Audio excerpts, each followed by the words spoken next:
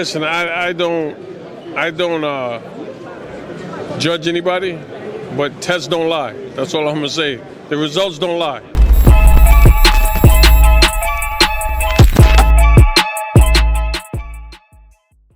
Boxing fans here in London, it's fight week. Dan Azeez, Joshua Buatsi.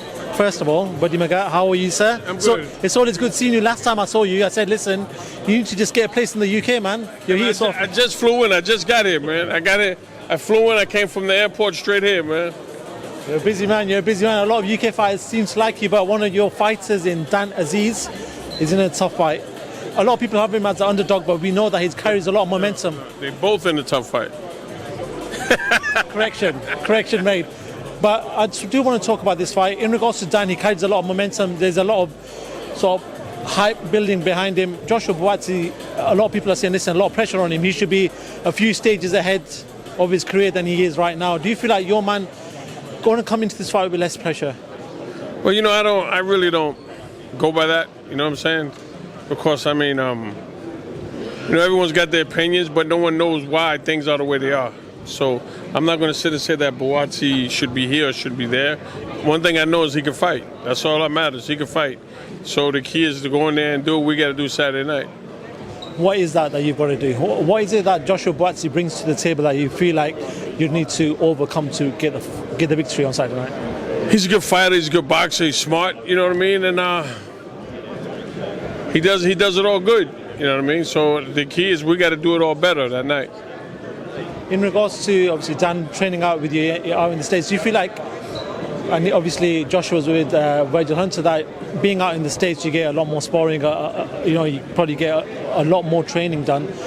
Do you feel like that is the case? Because we are starting to see a lot of UK fighters move out to the States. Is that the reason why? I mean, you know, I think it depends on the individual. You know what I'm saying? I mean, some fighters can come to the States and get adjusted. Some can't.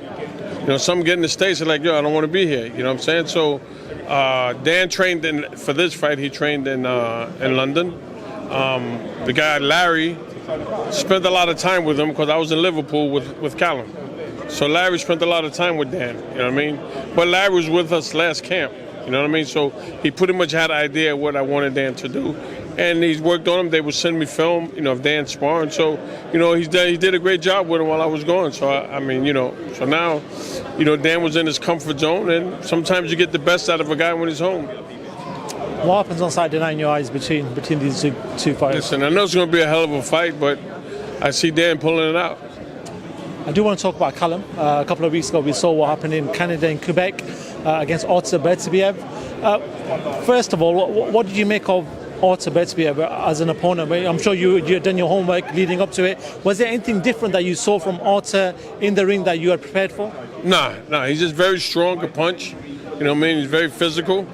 You know what I mean? And it just wasn't Callum's night. That's just it. I mean, you know, we could sit there all day and go down a list of things, but at the end of the day, it just wasn't Callum's night. But, you know, it is what it is.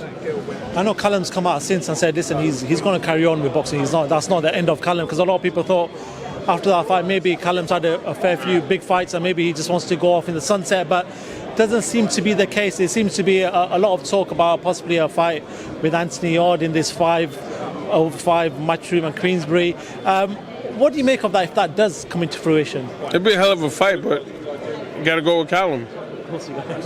But I do want to talk about Artur Beterbiev. Post the fight, people like Tony Bellew tweeted that maybe someone like Artur Beterbiev needs to get tested, the sport needs to get tested. Liam Smith, Callum's brother, talked about this a lot, saying, listen, you know, with that result that came out, that, you know, atypical result, that there might have been stuff going on. Listen, I can't say what's going on. We saw what's come out with the results. But what do you make of all that afterwards? Hey, listen, I don't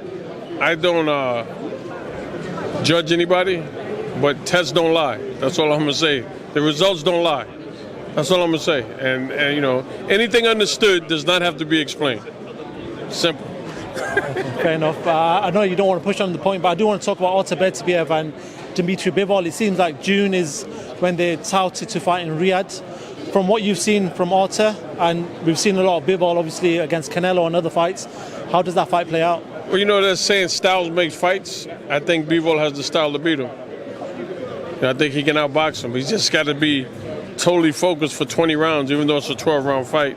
but you got to have a 20-round mentality because that's the type of pressure Beterbiev puts on you. Interesting. Before I do let you go, in a couple of weeks' time, we see the big undisputed clash between Tyson Fury and Oleksandr Usyk. We've seen the promo that was made. I'm not sure if you got to see it last night. It's out this world. I think the Saudis have pulled out something fantastic. How does that fight now, 2 weeks out, how does that fight play out? I got to go with Fury because his size, and he's very good at using his size to his advantage. I do want to ask you though, as somebody who's been around the sport as a fighter and now as a trainer, there seems to be this narrative playing out that Fury in the last fight against Wilder was dropped a few times. We saw him go down against Ngannou, that maybe with time, with these hard fights, that maybe his punch resistance has taken a toll. Do you feel like that is the case with Tyson? No, because freaking Wilder can punch, man. I mean, it's not like Wilder's the guy who say, well, maybe he might knock him out. If Wilder hits you, I don't give a shit who you are. If you don't go down, you do funny things standing up. That does make sense. I do quickly want to talk about Anthony Joshua against Francis Ngannou. I've never seen Ngannou fight, so I really can't evaluate on that. Cool, buddy. Give us a last message for the fight on Saturday night.